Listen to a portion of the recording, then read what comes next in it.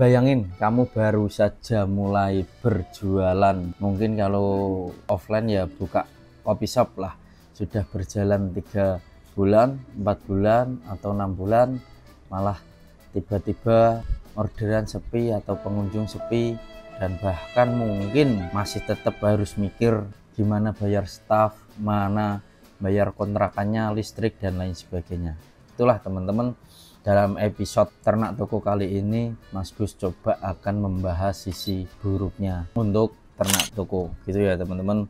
Mungkin saya ceritakan dulu. Jadi dari awal Januari itu Mas Gus buat Ternak Toko ini emang sengaja apa ya teman-teman, bereksperimen. Kita mencoba bisnis baru, atau ya nggak baru juga sih dibandingkan buat kita buka bisnis yang offline, mungkin F&B dan lain sebagainya. Mungkin kalau teman-teman yang buka offline itu kan mungkin selama 3 bulan juga bisa kejadian sama seperti di Ternak Toko ini.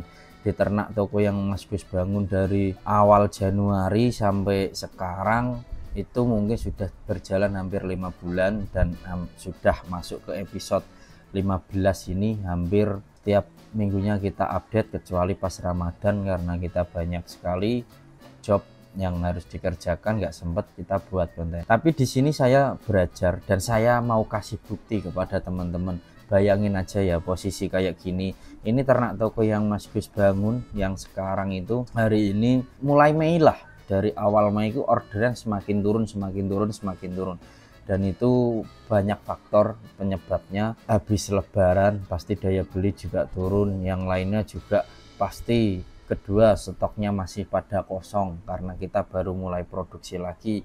Yang ketiga, mungkin ada banyak faktor lain yang nggak bisa kita ceritakan atau kita lihat satu-satu. Yang jelas orderan di bulan Mei ini kita turun drastis. Kita dapat orderan hanya mungkin 1-2. Salah satu tokonya hari ini kita hanya ada 3 orderan kalau nggak salah hari ini. Yang di Sual Lazada ada 2, yang di Shopee Elnaura ada 1 kalau nggak salah seperti itu. Nah bayangkan kalau ini teman-teman kejadian di bisnis teman-teman, mungkin lagi buka kopi shop. Oke, mungkin dari 1 bulan 2 bulan awal rame, dan ketika sudah masukin bulan ke-4 ke-5 orderan semakin turun. Pasti teman-teman di situ pusing sekali. Di sini Mas Gus mau memperlihatkan bukti nyata kalau kita buka bisnis offline dan online itu lebih enak yang online kalau kita punya basicnya, punya ilmunya gitu ya teman-teman. Kalau ini kejadian di offline pasti teman-teman sudah pusing banget, dan di situ teman-teman tetap mikir bayar kontrakan tempatnya, bayar listriknya, bayar staf karyawannya, dan masih bayar mungkin kalau pakai promosi bayar promosinya. Tapi kalau di online di Ternak Toko ini kan kita oke lah, nggak apa-apa. Berarti kalau kita emang lagi nggak ada orderan, waktunya memperbaiki toko lagi, mempersiapkan toko lagi. Mungkin kalau yang offline juga belum sempat nyentuh omset di angka 200 juta. Kalau kita ngomongin buka kopi shop atau yang lainnya, omset kita di toko Ternak Toko ini, semua toko sudah pernah kita mencapai omset hampir 200 juta, 196 atau 94 juta hanya waktu 3 bulan. Sedangkan di offline belum tentu juga. Nah di sini pentingnya teman-teman, resikonya sangat kecil ketika kejadian seperti ini, sepi pembeli, sepi pengunjung dan orderannya hanya 1, 2, 3, teman-teman nggak begitu pusing. Kalau offline pasti teman-teman sudah pusing sekali, harus mikirin semuanya itu ya teman-teman. Nah itu pelajarannya dan bukti nyata apa yang Mas Gus ucapkan dari awal episode itu kejadian.